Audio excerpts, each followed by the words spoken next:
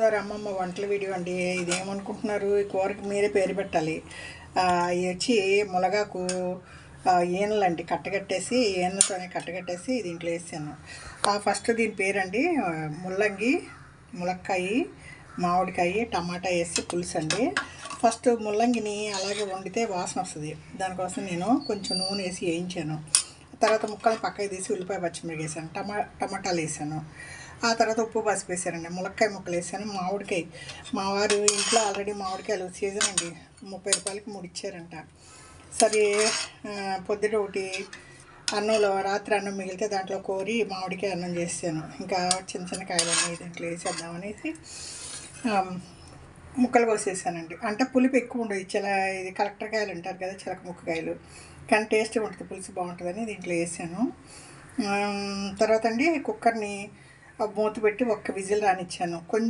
కొంచెం అంటే పావు కప్పు నీళ్ళు వేసి విజిల్ రానిచ్చేసి తర్వాత మూత తెరిచి కారం వేసి చింతపండు పులుసు వేసి కొంచెం దగ్గర రానిచ్చాను. అంటే ఇవి బాగా ఉడుకుతాయండి, మీరు మామూలుగా ఉడికిస్తే చాలా గట్టిగా ఉంటాయి, పులుసు బాగా కరెక్ట్గా రాదు. ఇవన్నీ కలిసి ఉడికితేనే టేస్ట్ వస్తుంది.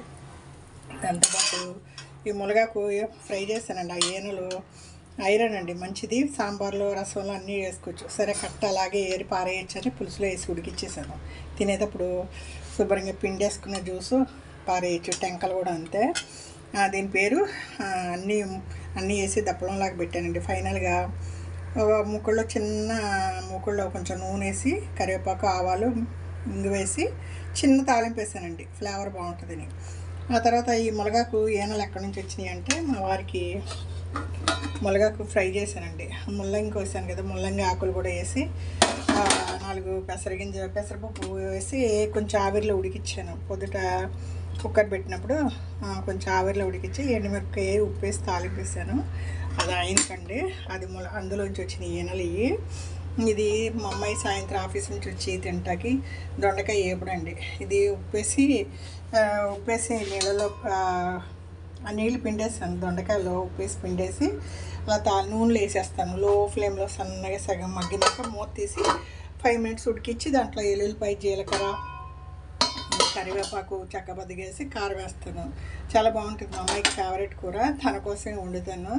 తన ఇష్టంగా తింటుందని తనకు ఆ కూర అండి. మా వారికి ఏదో బ్రౌన్ రైస్ వండానండి, 1 కప్పు. పొద్దుట రాగి ఇడ్లీ చేస్తాను, ఇడ్లీ మిగిలింది, 4 ఇడ్లీ మిగిలింది. అదే నైట్ అన్నం మిగిలింది కదా, మామిడికాయ అన్నం వండాను, అది ఇంకా వండుకోవచ్చు. మా బుడ్డోడికి పెసరపప్పు అన్నం అండి. ఇది ఎలా వండానంటే, వేరుశనగకాయలు కొన్నాను, పచ్చి వేరుశనగకాయలు. దాంట్లో నీళ్ళు పోసి ఉప్పేసి రైస్ కుక్కర్లో పెట్టి పైన ఇది పెట్టేసి మా బుడ్డోడికి పనిలో పని, మా బుడ్డోడికి కూడా అన్నం సరిపోయింది. ఈ పులుసు నుంచి ఏమైనా 2 కూరగాయలు వేసి ఆ అన్నంలో కొంచెం నెయ్యి వేసి స్మాష్ చేసి పెట్టేస్తాను. బుడ్డోడి భోజనం రెడీ. నేను ఈ పులిహోరతో సరిపెట్టేసుకుందాం అనుకుంటున్నానండి ఇవాళ. మళ్ళీ అన్నం వండి మళ్ళీ పారేసుకోవడం ఎందుకంటే ఫ్రిడ్జ్లో పెట్టుకుంటే తినకూడదు అనుకుంటాను. నైట్ అన్నం ఇది నాకు సరిపోతుంది, పూట అన్నం చేయను.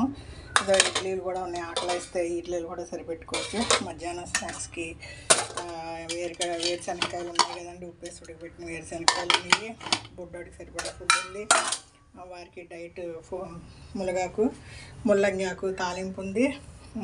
ఇది ఉందండి, ఇదండి మనం దప్పలం అంటాము, కలగలుపు పులుసు అండి. అన్నీ అన్నం తినేప్పుడు అవసరం లేని ఏరి పారేసుకోవచ్చు, కానీ టేస్టీగా ఉంటుందండి, కాల్షియం ఉంటుంది. ఇప్పుడు మునగాకుని బాగా తినాలని చెప్తున్నారు డాక్టర్లు.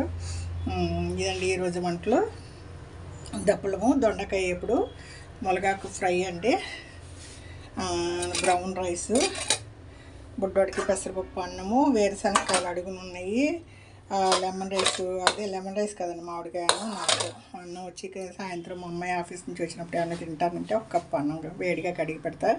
నైట్ టిఫిన్లేనండి. ఇది కూరగాయలు బాగా తింటా ఉన్నాను, మేము ఇద్దరం కూరగాయలు కిలో 1/2 కిలో వండుతూ ఉంటాను. కూరలు ఎక్కువ తినాలి, అన్నం తక్కువ తినాలంటున్నారు కదా. సరే బాగానే పనిచేస్తుందండి. ట్రిక్ పులుసు కూడా చాలా టేస్ట్గా వచ్చింది. తాలింపు వేసాను కదా, ఫైనల్గా దాంట్లో ఇది వేసాను కదా, ఇంగు వేసాను, కరివేపాకు, అది ఇంకా బాగుంది ఫ్లేవరు. ఇదండి ఈ పూట నా వంటలు.